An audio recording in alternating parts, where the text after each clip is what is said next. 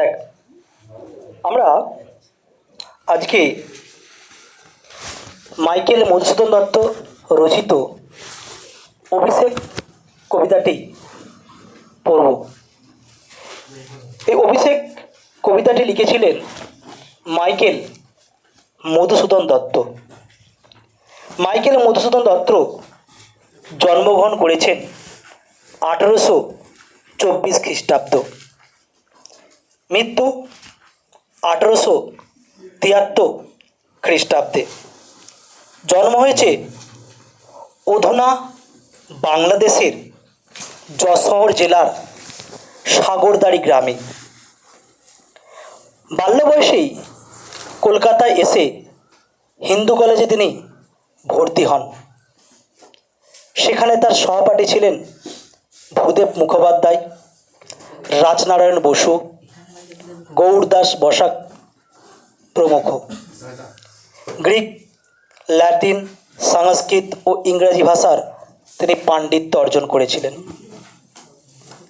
প্রথম জীবনে ইংরেজি ভাষার দুটি গ্রন্থ রচনা করলেও পরবর্তী পর্যায়ে কবি মধুসূদন মেঘনাদবধ কাব্য, তিলোত্তমা সম্ভব কাব্য, বীরঙ্গনা কাব্য, ব্রজঙ্গনা কাব্য, চতুর্দশপদী কবিতা বলি, যেটাকে আমরা বলি সনেট, বাংলা কবিতার ইতিহাসে প্রাতঃস্মরণীয় হয়ে আছেন এই মাইকেল মধুসূদন দত্ত। এর আগে বলেছিলাম তিনি বিদেশি কবি হওয়ার জন্য, মানে ইংরেজি কবি হওয়ার জন্য বিদেশে পাড়ি দিয়েছিলেন। এটা গল্প বলেছিলাম যে বিদ্যাসাগর নাকি তাকে আবার টাকা পাঠাতো। টাকা যখন না খেতে, মানে খুব আর্থিক অবস্থা অনটন চলছে, ঈশ্বরচন্দ্র বিদ্যাসাগরকে চিঠি লিখছে যে কিছু দিনের অর্থ তাকে পাঠানো হয়, এবং তাকে তিনি যখন অর্থ দেওয়ার জন্য অর্থ দিয়ে পাঠাচ্ছে এখান থেকে, এবং তাকে বিদ্যাসাগর তাকে বলেছিল তুমি বাংলায় ফিরে এসো, এই বাংলায় ফিরে এসো, বাংলায় এসে বাংলার প্রকৃতি নিয়ে তুমি তোমার কবিতা আবৃত্তি রচনা করো। এবং তারপর তিনি যখন ফিরে আসেছিলেন না, তিনি প্রথম এসে মেঘনাদবধ কাব্য লিখেছিলেন, এবং লিখেই মানে একটা আলোড়ন সৃষ্টি করেছিলেন সাহিত্যের দিক থেকে। এবং তিনি ঈশ্বরচন্দ্র বিদ্যাসাগরের প্রতি সন্তুষ্ট হয়ে, যেটা ক্লাস একাদশ শ্রেণী ফার্স্ট সেমিস্টারের তোর সিলেবাসে, একাদশ শ্রেণী ফার্স্ট সেমিস্টারের সিলেবাসে আছে দেখবি ঈশ্বরচন্দ্রের প্রতি মাইকেল মধুসূদন দত্তের লেখা। যাই হোক, এছাড়া রত্নাবলী, শর্মিষ্ঠা, পদ্মাবতী, কৃষ্ণকুমারী প্রভৃতির নাটক এবং দুটো প্রহসন লিখেছিলেন, একেইকে বলে সভ্যতা এবং বুড়ো শালিকের ঘাড়েরও। পদ্মাবতী নাটকে তিনি প্রথম অমৃতাকার ছন্দ ব্যবহার করেছিলেন। কোন নাটকে? পদ্মাবতী নাটকে। এই অভিষেক শীর্ষক কাব্যাংশটি কবির মেঘনাদবধ কাব্যের প্রথম স্বর্গ থেকে নেওয়া হয়েছে। মেঘনাদবধ কাব্যের কোন স্বর্গ? প্রথম স্বর্গ।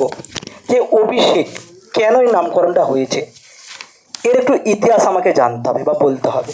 কি ইতিহাস আছে, কেন অভিষেক হলো, মেঘনাদবধ কাব্যে কী করে হলো, কিসের জন্য? দেখ, আমরা প্রত্যেকেই রামায়ণের কাহিনী অনেকে জানি। রামায়ণের কাহিনী জানিস তো?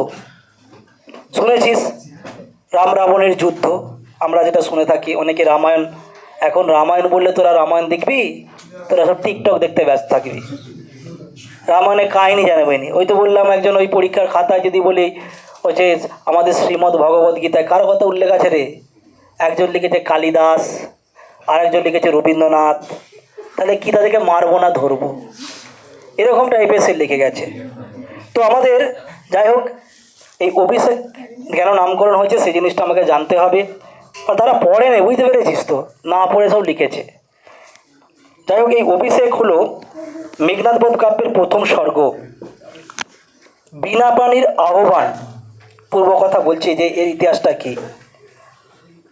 বন্দনা বাগানে এই কাব্যের শুরু। দশানন রাবণ, দশানন রাবণ কাকে বলা হয়? তার 10টা মাথা আছে না? সেই দশানন রাবণ কোথাকার অধিপতি ছিলেন? লঙ্কার, স্বর্ণ লঙ্কার অধিপতি যাকে বলা হচ্ছে।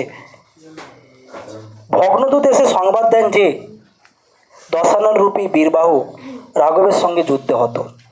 রাঘব বলতে কি? রামচন্দ্র। রাঘব অযোধ্যার রাজা দশরথ পুত্র রামচন্দ্র, তার হাতে নাকি রাবণের, দশানন পুত্র রাবণের ছেলে, তার নাম কি? বীরবাহু মারা গেছে বা হত হয়েছে। রাজদুঃখে, এবার দুঃখে রাজার খুব দুঃখ, তার ছেলে মরে গেছে মানে তার তো দুঃখ থাকবেই। রাজদুঃখে সবাই সকলেই দুঃখী। মন্ত্রী সারণ, রাবণের সে দশানন পুত্র রাবণ, দশাননের পুত্রের শোকে যখন কাতর, রাবণের মন্ত্রী সারণ হাত জোর করে রাবণকে জানাচ্ছে কে, তার মন্ত্রী, যে মায়াময় এই সংসারে সুখ দুঃখ সবই বৃথা, এই সংসারে সুখ দুঃখ যেন সবই বৃথা। সেই ভগ্নদূতের কাছে রাবণ সবিস্তারে বীরবাহু হত্যার কাহিনী শোনেন। যে দূত এসেছে যুদ্ধে, কুরুক্ষেত্র যুদ্ধ থেকে, বা কুরুক্ষেত্র বলবো না, সেই যুদ্ধে এসে খবর দিচ্ছে যে বীরবাহুর হত্যার কাহিনী, বীরবাহু কীভাবে মারা গেছে তারই কাহিনী তার কাছে এসে শোনাচ্ছে। শোকে মগ্ন হয়ে তিনি যখন নীরবে সবাই বসে আছেন, তখন বীরবাহু জননী মানে বীরবাহুর মা, রাবণের স্ত্রী, তাই না, শোকাকুলা চিত্রাঙ্গদা রাজসভায় প্রবেশ করেন। তখন শোকে আতুর সেই সভাতে এসে প্রবেশ করছেন। স্ত্রীর ক্রন্দনে, তার স্ত্রী কাঁদছে, ছেলে মারা গেছে। ব্যথিত রাবণ শোকে অভিমানে গর্জন করে উঠে জানান যে, ব্যথিত রাবণ আরও গর্জন করে রেগে গেছে। গর্জন করে কি বলছে, যে পুত্রের মৃত্যু শোধ, মানে মৃত্যুর পুত্রকে যে মেরেছে, কে মেরেছে, রামচন্দ্র, তো পুত্রের মৃত্যুর প্রতিশোধ নিতে তিনি নিজেই যাবেন যুদ্ধক্ষেত্রে, নিজে যাবেন। দশাননের আদেশে রাক্ষস কি করছে, ঠিক আছে, আদেশ দিয়েছে যে যুদ্ধ এবার আমাকে যেতে হবে। দশাননের আদেশে রাক্ষস বৃন্দ রণসাজে, মানে যুদ্ধের সাজে সেজে উঠেছেন। গম্ভীর চারিদিকে একদম রণবাদ্য বেজে উঠেছেন। স্বর্ণলঙ্কা বীর পদভারে টলে ওঠে। তার যে বীর রাবণের, সেই যেন টলে গেছে, সেই লঙ্কার একদম কম্পন হয়ে গেছে। সমুদ্রতলে তখন কম্পন উঠছে। তখন সমুদ্রতলে কম্পন ওঠার ফলে বরুণের স্ত্রী, আচ্ছা বরুণদেব জলদেবতা, তার স্ত্রীর নাম প্রবাল, সেখানে এসে পৌঁছায়। কী ব্যাপার,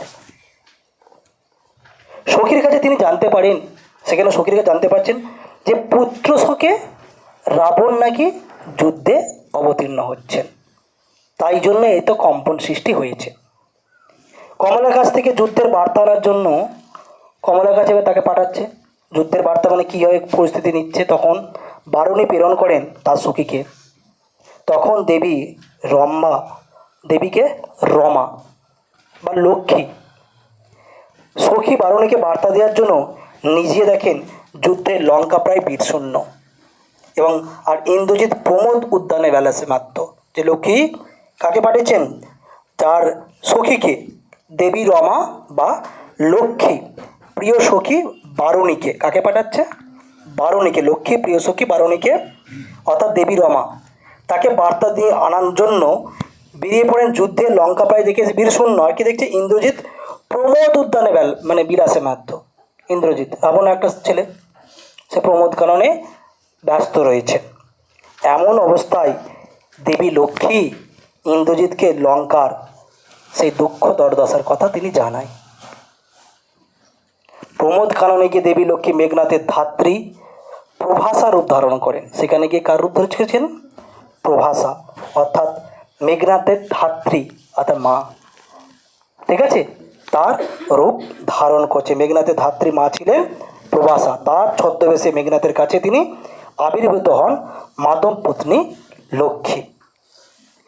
ইন্দ্রজিৎ ভাবে যে ধাত্রীমাতাকে দেখতে পেয়ে সে প্রণাম করছেন, ছদ্মবেশ ধারণ করে আছেন দেবী লক্ষ্মী, এবং সে গিয়ে বীরবাহুর, তার মানে ভাই যে মারা গেছে, বীরবাহুর মৃত্যুর বার্তা দিয়েছেন, এবং সেই জন্য তোমার পিতাকে রাবণ যুদ্ধের জন্য প্রস্তুতি হচ্ছেন।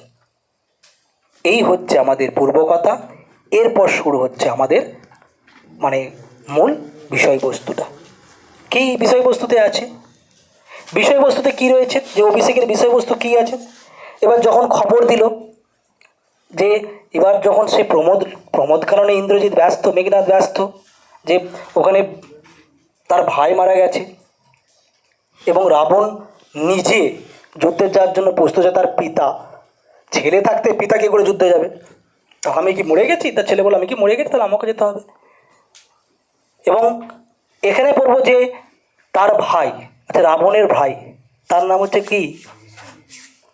কুম্ভকর্ণ, যে 6 মাস ঘুমায় 6 মাস জেগে থাকে। তাকেও ঘুম থেকে জাগিয়ে তুলেছিল, তাকেও হত্যা হয়েছে, তাই তো? তার তিনিও যুদ্ধে মারা গেছে। তাহলে এত শোক কোথায় সে রাখবে? সেই জন্য আর শোক রাবণ রাখতে না পেরে সে যুদ্ধে যাওয়ার জন্য প্রস্তুত হচ্ছেন। দেবী লক্ষ্মী যখন ওই দেবী লক্ষ্মী ছদ্মবেশ ধারণ করেছে, দেবী লক্ষ্মী মেঘনাদের ধাত্রী বা প্রবাসার রূপ ধারণ করেছে। প্রবাসার রূপ ধারণ করে তারপরে শুরু হচ্ছে রাক্ষসের রূপ ধরে প্রমোদ উদ্যানে আসেন। সে প্রমোদ কান্না যেখানে ব্যস্ত ছিলেন, কে ব্যস্ত ছিলেন? ইন্দ্রজিৎ। সেখানে আসেন, এসে ধাত্রী প্রণাম চরণ করলেন। কে করলেন? মেঘনাদ প্রণাম করলেন এবং তার আগমনের কারণ বলছে, আপনি এখানে হঠাৎ এলেন কেন জিজ্ঞাসা করছেন। ছদ্মবেশী দেবী লক্ষ্মী জানান যে লঙ্কার দশা অতি কিন্তু করুণ। মেঘনাদের ভ্রাতা অর্থাৎ বীরবাহ যুদ্ধে মারা গিয়েছেন। সেই জন্য তার পিতা অর্থাৎ রাবণ সসৈন্যে যুদ্ধযাত্রার জন্য আয়োজন করেছেন। তখন আকাশ ভেঙে পড়ল মেঘনাদের মাথায়। অবাক হয়ে মেঘনাদ জিজ্ঞাসা করলেন তার ভ্রাতাকে কে বধ করেছে। কারণ রঘুবীর শ্রীরামচন্দ্র আর নিসারণে আগেই হত হয়েছিল, সে নিসারণে থেকে নিসারণ হত করেছিল। আমরা রামায়ণে একটা কাহিনী পাবো। কী কাহিনী পাবো? যে রাম আর একে লুকিয়ে রেখেছিলেন, তলায় পাতালে লুকিয়ে রেখেছিলেন এরা। হনুমান গিয়ে তাদেরকে উদ্ধার করেছে, রাম আর লক্ষ্মণকে। শুনেছিলিস না? শুনিস নেই? কারণ রঘুবর শ্রীরামচন্দ্র নিসারণে আগেই হত হয়েছিলেন, কিন্তু দেবী জানান যে মায়াবী মানব সীতাপতি রাম বেঁচে আছেন। অতএব মেঘনাদ যেন তাড়াতাড়ি গিয়ে সেই রাক্ষসকুলকে যেন রক্ষা করেন। তখন সে প্রমোদ কাননে ব্যস্ত। তখন তার মাথায় আকাশ ভেঙে পড়েছে। সেই তার মেঘনাথের গলার মালা টালা ছিঁড়ে মহাবলশালী মেঘনাদ নিজেকে ধিক্কার করে জানান যে স্বর্ণলঙ্কা শত্রুর আক্রমে বিপর্যস্ত। তখন তিনি প্রমোদে উল্লাসে মেতে উঠেছেন। এটা কি করে হতে পারে? তার কাছে তো শোভা পায় না, এটা লজ্জার কিছু নয়। তিনি তাড়াতাড়ি রথ আনার জন্য আদেশ দেন, তাড়াতাড়ি রথ আনো, আমি এক্ষুনি যাব, যতক্ষণ না শত্রুদের বধ করতে পারি। তিনি রণসজ্জা ঘোষাতে চান। শ্রেষ্ঠ যোদ্ধা মেঘনাদ কিন্তু শ্রেষ্ঠ যোদ্ধা ছিলেন। মেঘের আড়াল থেকে যুদ্ধ করতেন বলে তাকে বলা হচ্ছে মেঘনাদ। সেই শ্রেষ্ঠ যোদ্ধা মেঘনাদ যুদ্ধে যাওয়ার জন্য যখন সেজে উঠেছেন, যেমনভাবে তারাকাসুর বধের জন্য কার্তিকেয় গোধন উদ্ধারের জন্য বিহন্নরূপী অর্জুন সেজে উঠেছিলেন। অর্জুনের কথা বিহন্নরা সেজে চেয়েছিলেন। সেই সময় সেখানে উপস্থিত হন প্রমীলা সুন্দরী। প্রমীলা সুন্দরী হচ্ছে কে? মেঘনাথের স্ত্রী। এবার যখন যাচ্ছে, এবার উন্মাদে যাচ্ছে, তখন স্ত্রী স্বামীর পায়ে পড়ে যাচ্ছে। স্বামীর দুটো হাত ধরে কেঁদে ওঠেন। বলছে মেঘনাদের অকালে প্রমোদ উদ্যানের ত্যাগের কারণ জিজ্ঞাসা করেন এবং তাকে যেতে বারণ করছে তার স্ত্রী। কেন যাচ্ছেন, কিসের জন্য যাচ্ছেন? গভীর বনে হাতির পাকে লতাশ্রয় যদি আনন্দে বেঁধে ফেলতে চায়, তবু হাতি চলে যাওয়ার সময় লতার বন্ধনকে সম্পূর্ণ পরিত্যাগ করে না। তাহলে মেঘনাদ যেন প্রমীলাকে তার চরণে আশ্রয় না দিয়ে চলে যাচ্ছেন। ইন্দ্রজিৎ সতী প্রমীলাকে সান্ত্বনা দিয়ে জানান যে তিনি রাঘবের যুদ্ধে বিনাশ করে শীঘ্র তার কাছে ফিরে আসবেন। ওকে বিনাশ করে তবে আমি এখানে আবার ফিরে আসব। বায়ুপথে বিশাল রথ করে মেঘনাথের রথ চলতে থাকে, যেন মৈনাক পর্বত তার সোনার ডানা মিলে দিয়ে আকাশে উজ্জ্বল করে চলেছে। গরুরের গর্জনের মতো আকাশ বেজে ওঠে ধনুকের টঙ্কার। লঙ্কা সমুদ্র তখন কম্পন ওঠে। রাক্ষস সৈন্য মেঘনাথকে দেখে মহানন্দে গর্জন ওঠে। মেঘনাথ এসেছে। দশানন রাবণের পায়ে প্রণাম করে যখন পৌঁছেছে, গিয়ে প্রণাম করে মেঘনাথ করজোরে জানায় বাবার কাছে যে পিতা পামর রামচন্দ্রকে নির্মূল করতে চান এবং রাবণের পদতলে সমর্পণ করতে চান। আমি ওকে মেরে আপনার পদতলে এসে নিয়ে আসব। ইন্দ্রের শত্রু মেঘনাথকে আরও জানায় তিনি থাকতে যদি পিতা যুদ্ধক্ষেত্রে গমন করে, তাহলে তার নামে কলঙ্ক প্রচারিত হবে যে মানে পুত্র থাকতে পিতা কেন যুদ্ধে যাবে? তাহলে এই কথা যদি কেউ শোনে তাহলে হয়তো থেকে হাসবে, সবাই হাসবে। 2-3 বার তিনি রাঘবকে হারিয়েছেন। সেই মেঘনাদ এবার পিতার কাছে রাক্ষস বধের আদেশ প্রার্থনা করলেন এবং গমনের পূর্বে তিনি কি বলেছিলেন? নিকুম্বলা যজ্ঞাগারে যজ্ঞটা সম্পূর্ণ করে তারপর তিনি যেতে। এবং তারপরের ঘটনা তোরা জানিস, নিকুম্বলা যজ্ঞাগারে প্রবেশ করার পর এবং রাবণের ভ্রাতা বিভীষণ লক্ষ্মণকে নিয়ে চলে আসবে, এসে তখন দেখতে হবে পুজো সম্পন্ন হবে না এবং কুশারাঘাতে তোকে আঘাত করবে এবং যার আদেশ দেন এরপর রাবণ রীতি অনুযায়ী গঙ্গা জল দিয়ে মেঘনাদকে সেনাপতির পথে অভিষিক্ত করেছিলেন। এবং তারপর ঘটনা যখন নিকুম্বলা যজ্ঞ করে যুদ্ধ সম্পন্ন হবে না, তারপর যাবে সেও মারা যাবে। কিন্তু এই গল্পের বিষয়বস্তু এটাই, তোমার কবিতার বিষয়বস্তু। তো আমরা এখানে এতক্ষণ ক্লিয়ার হয়েছে, এবার পড়বো তো। ভিডিও অফ কর।